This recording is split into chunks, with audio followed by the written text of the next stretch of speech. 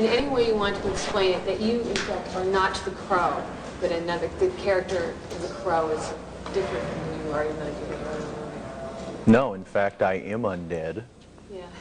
And I frequently go on killing rampages. And watch, I'll put this cigarette out on my chin and it won't even hurt me.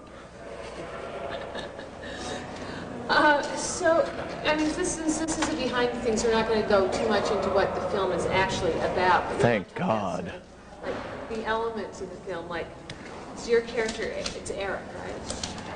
He's kind of has a dark side, but he's also a musician. Do you want to talk about that?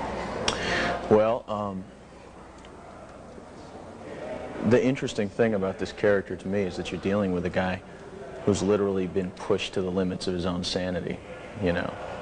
And I think that something of the persona of the Crow that he takes on, he does because he himself can't necessarily deal with what's happening. And by creating this persona, he creates someone who can deal with what's going on.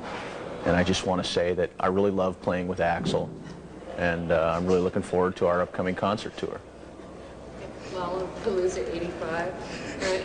So is like just, do you have like any sort of catchphrase or any sort of thing that you say in the film that is your phrase? Actually, I'm kind of disappointed because I didn't seem to come up with the catchphrase for this film. Another character did, and the catchphrase is, was too loaded. So is that what the crew walks around saying all the time? Absolutely.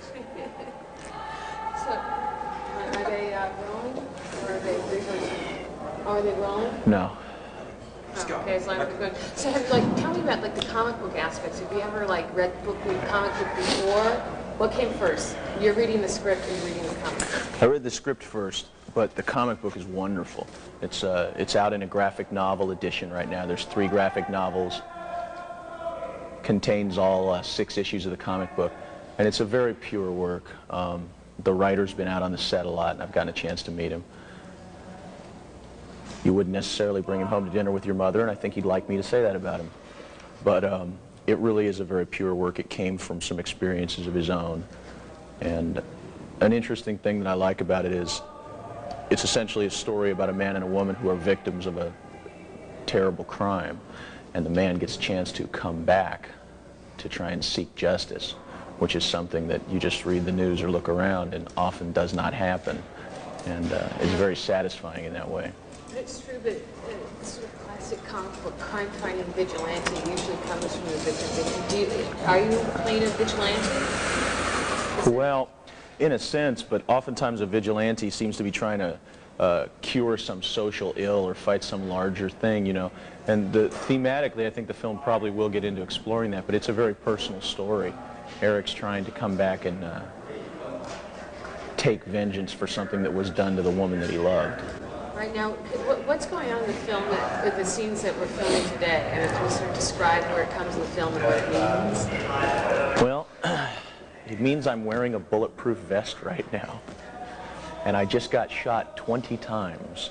And I've worn squibs before, and I've gotten shot before, but I must say I have never been shot 20 times at once before, which is an experience I think everyone should have. Is it an acting challenge that you would recommend for every actor? It's an NAR day. It's a definite no acting required day when you get shot 20 times. Reactions come pretty naturally? Yeah, well, Alex Proyas should actually come out for you because he does the Proyas shuffle the best, which is the, you know, when you get shot 20 times. So I'll ask you just one more thing.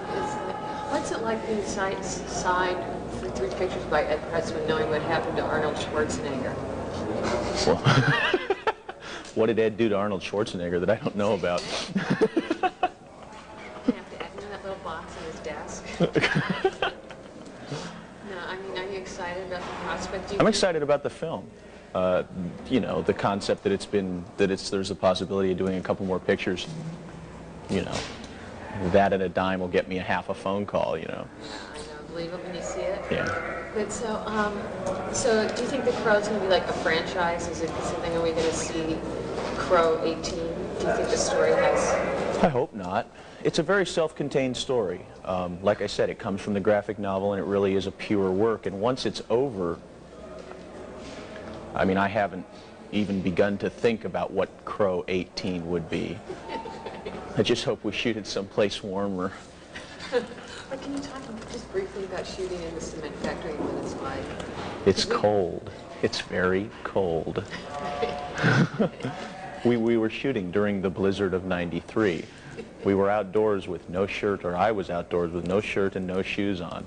And it was 5 degrees outside in the rain, which once again is another NAR day.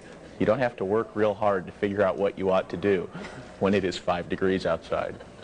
That's great. I think we can cut it there. Sweet. Very good.